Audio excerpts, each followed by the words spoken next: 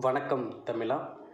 ஆர்ஆர்பின்னு ஒரு latest news வந்து வெளியே இருக்குது. இது வந்து பார்த்தீங்கன்னா ஹிந்தி நாளிதழ் வெளியான ஒரு நியூஸ் தண்ணி பார்க்க போகிறோம். இன்றைக்கி வந்து ஒரு செய்தி தான். இது என்ன சொல்ல வர பார்த்தீங்கன்னா, குரூப் டி தேர்வு முடிவுகள் இந்த மாதத்தில் வெளியிட ரயில்வே அமைச்சகத்தின் ஒப்புதலுக்காக காத்திருக்கிறது அப்படி ஒரு நியூஸ் வந்து பார்த்தீங்கன்னா ரிலீஸ் ஆகிருக்கோங்க.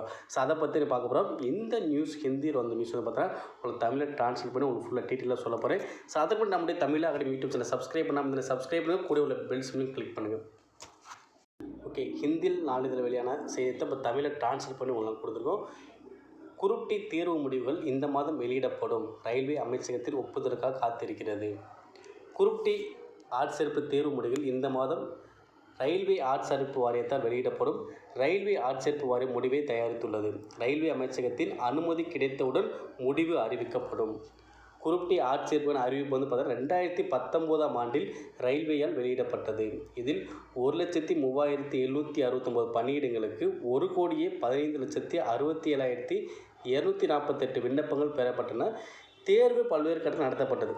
முதல் கட்டம் ஆகஸ்ட் 17 முதல் ஆகஸ்ட் 25 வரையும், இரண்டாம் கட்டம் ஆகஸ்ட் 26 செப்டம்பர் 8 வரையும், மூன்றாம் கட்டம் செப்டம்பர் 8 செப்டம்பர் 19 வரையும், நான்காம் கட்டம் செப்டம்பர் 19 அக்டோபர் 7 வரைக்கும், ஐந்தாம் கட்டம் அக்டோபர் 6 அக்டோபர் 11 வரைக்கும் நடைபெற்றுச்சு.